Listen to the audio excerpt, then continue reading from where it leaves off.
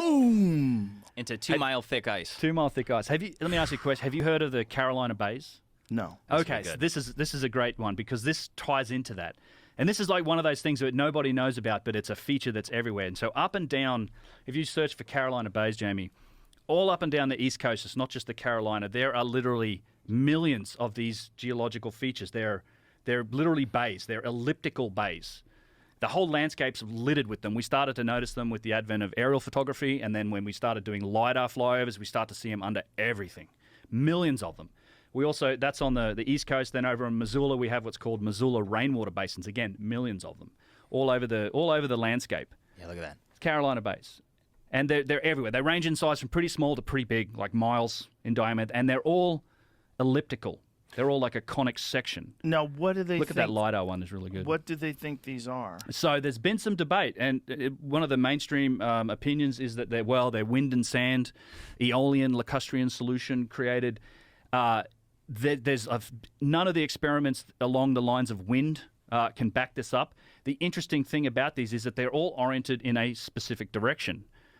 And what turns out is that there was a study done because a guy went and mapped out thousands of them and lined them up.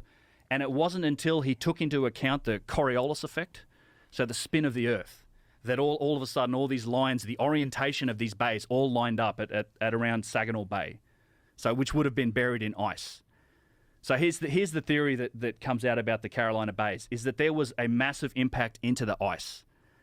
And it basically threw up splash damage of ice boulders the size of baseball stadiums on suborbital trajectories that then created this saturation bombardment and liquefaction of the entire East Coast and over there in Missoula of the entire land. Like it's and that image, nuts. Jamie, in that lower left hand. Oh, I have a laser pointer. Yeah. Jimmy gave me a laser pointer. I brought one. How's this bad? The gift that will keep on giving. What do I have to do to get? Just press that button. Oh yeah, rip off that little plastic thing. Just rip out. It's like a safety. Oh no, not just that. rip out the battery, the little cover. Here, you can use this one. It's ready to go. Okay, show me how to. I gotcha. take that. Okay, so this one right here. Whoa, Jesus. I know, crazy, right? I reflected back and blinded the shit out of They it. get you? This is the real deal. So is that what they look like in real life?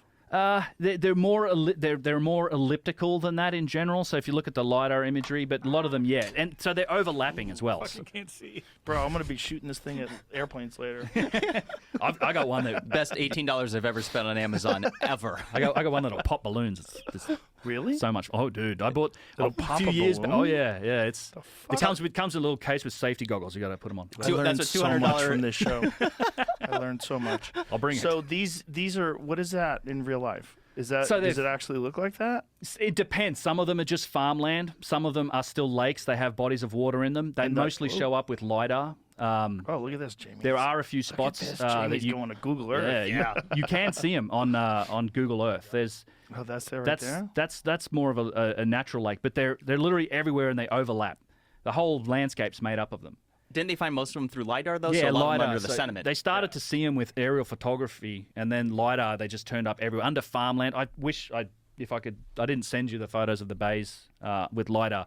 But it's just the crazy story about their creation is that these are splash damage from a cosmic impact into the ice, and they think it may be related to the Younger Dryas. So one of the impacts into the ice kicks up massive ice boulders that are coming in at 6 or 7 kilometers per second that take 7 or 8 minutes of these ballistic trajectories to come down from Saginaw Bay and then just all over the East Coast and Missoula, and it would have exterminated anything that lived there. It literally liquefied the ground. The ground would have the earthquakes and the impacts would have turned the ground into quicksand, like we see in the aftermath of earthquakes. You have cars that are half buried in mud. Like it literally liquefies the earth. And it was just a saturation bombardment on the East Coast. And it's people now just, we play golf on them and it's all this stuff. But it's a catastrophic landscape, the entire East Coast. Which and is what likely you would off the coast as well. So here, this image is what? Yeah. This is from South Carolina's government page talking about it. Carolina Bays. You see they're elliptical. They all orient in a certain direction. And so the conventional explanation is wind? Wind and basically water. Yeah, but it doesn't, none of the experiments make sense. There's a guy on YouTube, Antonio Zamora's. He's also written a paper on it and a couple of books. But he shows that, there's always been a bit of debate about them. but the by far the best, I think, explanation for them is the ice boulder hypothesis. It's crazy to think about it. Like, impact happens over here. 8, 9, 10 minutes later, you just have this rain of just destruction coming from the sky that obliterates the entire coast of the United States. That's what you'd expect if there's something that hit at a high speed, and of course there'd be fallout. Things would get sprayed about. It would make sense to find that if the Younger Dryas climate impact hypothesis is true, there would be something like that. They've done experiments, yeah. So they've you shoot like a bullet into ice at an angle, and it shows like the shattering of ice and the orientation. So we can step backwards from the bays and look at, okay, what's the energy required for the impact, and at what angle was the impact coming in? And it's something like it would have been probably a mile-wide impactor up at Saginaw Bay that might have ejected that much ice to do that. We're so vulnerable. Yeah, Cosmic we're in trouble. shooting We are gallery. so vulnerable, and we like to think that this is all permanent. I mean, you think about how ridiculous human beings are. We spend most of our lives accumulating stuff, trying to get status, trying to, fuck as many people as we can and get the biggest house.